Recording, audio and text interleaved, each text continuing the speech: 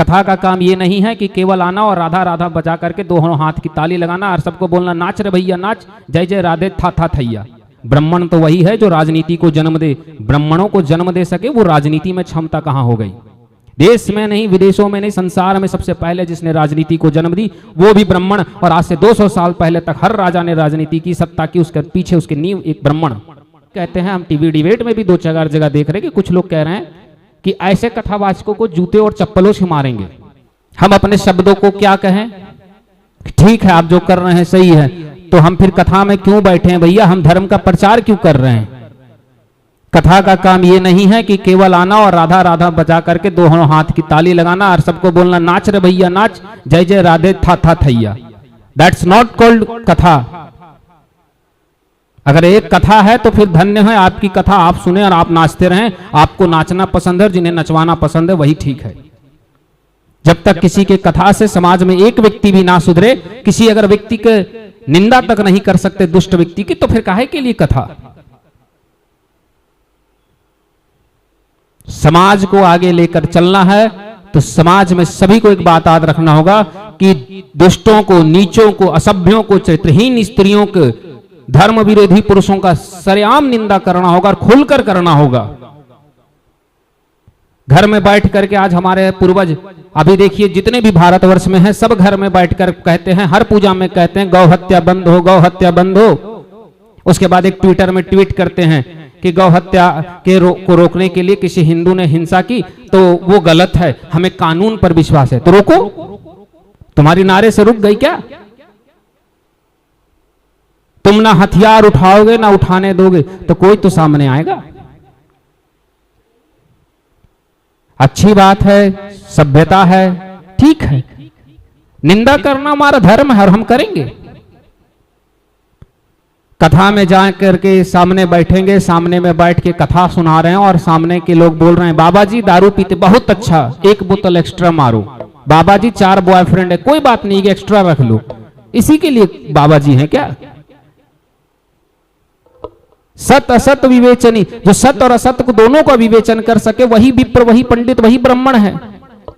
सत्य को डंके की चोट पे महाराज जी ने कहा कि हाँ ऐसा है, आज के कॉलेजेस, आजकल के यूनिवर्सिटियों में ऐसा हो रहा है कि लड़कियां ऐसा कर रही है और लड़के भी हैं। लड़कियां हैं तो लड़के नहीं, ऐसा नहीं। परंतु किसी को निंदा करना आपके लिए भी शोभा नहीं देता कि पहले अपनी गिरबान में झांक करके देखिए, अपनी हाथ को अपने हृदय में रखिए कि आप सही हैं या गलत हैं।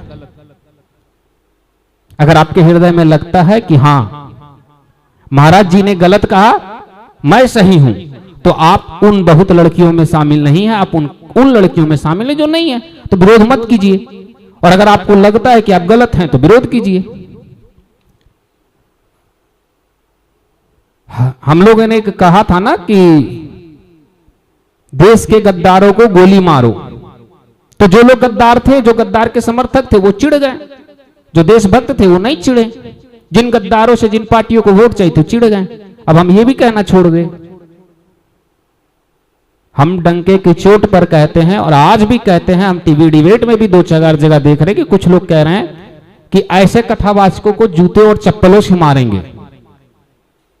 तो याद रखिएगा मैडम, इसी उत्तर प्रदेश के मुख्यमंत्री भी हुआ करते थे जिन्होंने एक बार कहा था कि छेड़ना और रेप करना लड़कों से हो जाती है, तब आपके जूते कहां थे?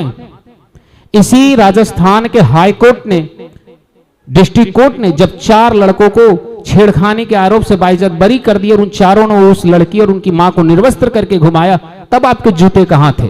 तब तो जूते नहीं उठे। क्यों नहीं उठे? क्योंकि पता था कि यही जूते सर पर पड़ेंगे घुमाकर। सीधी सी बात याद रखिएगा, हमारा काम है सत असत विवेचने। हम सत और असत का विवेचना करेंगे। जिन्हें समस्या है वो जाए और बुर्का पहने और मौलानाओं का बात माने, हमें कोई दिक्कत नहीं है।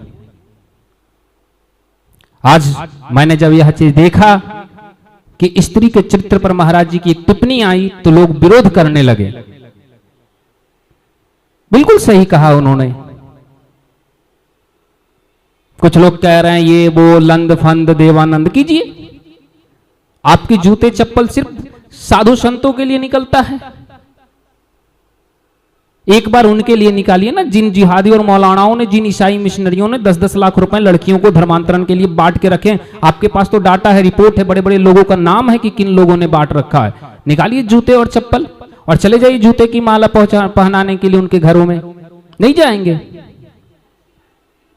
दैट्स मीन्स कि वहां से या तो आप फंडेड हैं, या तो आप बिके हुए हैं, या तो आप स्वयं उन बहुसंख्यक आबादी में हैं जिनकी चरित्रता वैसे भी निम्न है।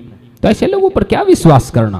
खैर, आज मैंने इस विवाद को जब देखा कि महाराज जी के इस विवाद पर कि 25 साल तक की लड़कियां 4 जगह मुंह मार लेती है, ये कहने का विवाद बढ़ गया, तो मुझे अंततः ऐसे शब्दों का प्रयोग करना पड़ा। वरना मुझे वैसे भी हमारा काम है, कुछ लोग कहते हैं कि राजनीति में हमें नहीं कहना चाहिए। ब्राह्मण तो वही है जो राजनीति को जन्म दे, ब्राह्मणों को जन्म दे सके, वो राजनीति में क्षमता कहां हो गई। देश में नहीं, विदेशों में नहीं, संसार में सबसे पहले जिसने राजनीति को जन्म दी वो भी ब्राह्मण। और आज से 200 साल पहले तक हर राजा ने राजनीति की, सत्ता की, उसके पीछे उसके नींव एक ब्राह्मण। इसलिए राजनीति तो कहना, राजनीति चलाना, देश चलाना हमारा जन्मजात अधिकार, हमारा कार्य है। इसलिए धर्म और अधर्म पर टिप्पणी करना हमारा उत्तरदायित्व और हमारा धर्म है। ना इससे हमें कोई रोक सकता है और ना कोई पैदा हुआ है जो आने वाले सदियों तक हमें रोक सकता है। जैसे हमने आज स्त्री पर भी कहा है, हम आने वाले समय में यह भी कहेंगे कि गौ हत्या या तो तुम बंद करो या तो फिर तुम्हें उसी तरह सजा देंगे जैसे गौ, तुम गौ को मारो, हम तुम्हें मारेंगे। बस मेरी एक ही बात है, अगर युद्ध छेड़नी है तो बीच मैदान में आकर छोड़ो। चौराहे पर बैठ करके भौंक लेना, 10 लोगों की झुंड लगा करके, इसे जंग नहीं कहते, इसे भौंकना कहते हैं। परंतु जिनको मेरी बातें बुरी लगी हो, मैं उनसे भी यही चीज कहता हूं कि अपनी पुत्री को, अपने घर की महिलाओं, अपनी बेटियों को एक बात रखिएगा, ध्यान रखिएगा, इन चीजों से दूर रखिए, इन लविंग रिलेशनशिप वालों चीजों से, वरना इसी से वह किसी जिहादी के हाथ में फंसेगी और अंततः एक दिन बुरा उसके दुर्गति होगी। उस दिन केवल रो सकते हैं। और याद रखिएगा, कोर्ट और कचहरी और जिस न्यायालय पर आप भरोसा करते हैं, उसने तो बॉम्बे के ट्रेनों में ब्लास्ट करने वाले टेररिस्टों के भी केस छोड़ दिए, बाइज्जत बली कर दिए। कन्हैया कुमार के रेतने वाले गर्दनों को भी बेल मिल जाता है, जो कि टीवी डिबेट में लाइव गर्दन रेत दे अपने लाइव चैनल में, फिर उन लोग को बेल मिल जाता है। तो फिर आपकी बच्ची के साथ किया गया दुर्गति के लिए फिर मोमबत्ती लेकर निकलने से कोई लाभ नहीं होगा। इसलिए अपनी शक्ति, अपनी पुत्री को अपने हाथों से बचाएं। और वैसे भी चाणक्य कहते हैं कि जिस राज्य में कानून व्यवस्था सत्ता अगर अपराधियों के संरक्षित में हो जाए, जब अपराधी उसको अपना अधिकार और अपना संरक्षण का कारण बना ले, तो जनता और प्रजा का अधिकार बनता है कि वह न्याय मांगने के बजाय अस्त्र उठाना ही उसके लिए उचित होता है। बस बाकी आपकी विचारधारा, आप क्या करना चाहते हैं।